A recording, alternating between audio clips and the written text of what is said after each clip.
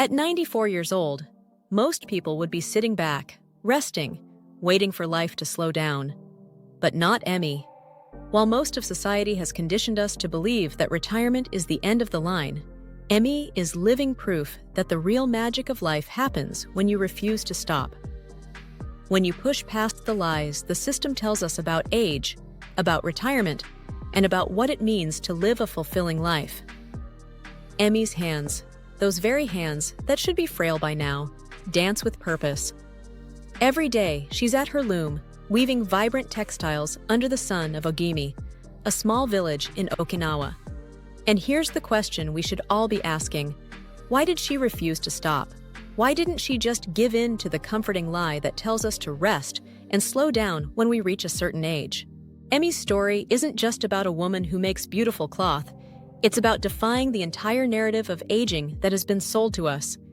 Decades ago, she taught the women of her village how to weave, passing on a skill that not only connected them to their ancestors, but also to their own deeper sense of purpose. Yet, even after she retired, she didn't stop. Retirement, as society defines it, sitting in a chair, watching the world go by, was never part of her plan. Emmy didn't need a pension or a government handout to validate her worth. Her ikigai, the Japanese concept of a reason for being, was creating something beautiful, something that gave warmth to others. Blankets for newborns, scarves for the elders. Every piece of fabric she wove was a gift to her community, and it was also a gift to herself. That, my friends, is the power of purpose. It keeps you going long after society has told you to quit. But here's the uncomfortable truth we all need to face. Modern society doesn't want us to keep going. They want us to sit still, to rely on the system, and to accept that our best years are behind us. They preach retirement as if it's the goal, the finish line. But what if that finish line is a trap? What if sitting down and relaxing is really just the first step to giving up on your own vitality? Emmy didn't fall for that. She found flow, the kind of flow that Mihaly Csikszentmihalyi described, losing yourself in an activity so deeply that time disappears. Emmy's loom was her flow, and she was sharper, more alive, and more connected because of it. While most people spend their later years stagnating, waiting for their next vacation or Netflix binge, Emmy was lost in the rhythm of creation. And it's this flow that is at the core of longevity. Let's be honest here. We all know the person who's retired and has nothing to do but sit at home and watch TV, fading into the background of their own life. And you've seen the other person, someone like Emmy, who's still creating, still contributing, still evolving. Who's going to be remembered? Who's going to leave a mark on the world? It's not the one who gave up on their purpose, but the one who kept moving forward, no matter their age. When Emmy's workshop was destroyed in a fire, the world could have told her it was time to stop, to give up. But instead, she adapted. She set up a smaller loom in her garden and began teaching her grandchildren the art of weaving. Her purpose didn't just survive, it evolved. She shifted with the world around her, keeping her hands busy, her mind sharp, and her heart full. And here's the real lesson. This is the essence of ikigai, finding ways to contribute no matter the circumstances. Emmy didn't just survive the fire, she thrived through it. She evolved. She wasn't tied to a specific form of work. She was tied to a deeper calling. And this is the key to resilience. So let's talk about resilience for a moment.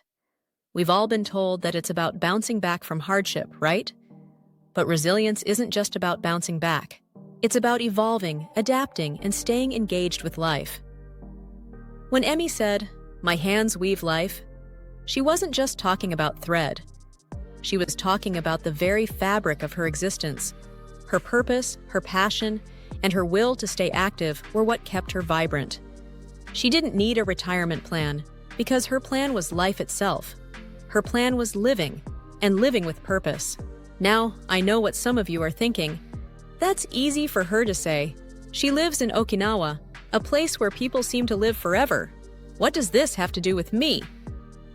Well, let me tell you something.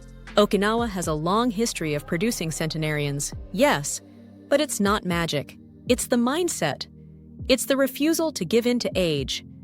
It's the consistent, intentional act of staying engaged with life, not relying on a system that tells you when to rest and when to quit. So, if you think this is just some cultural anomaly, think again.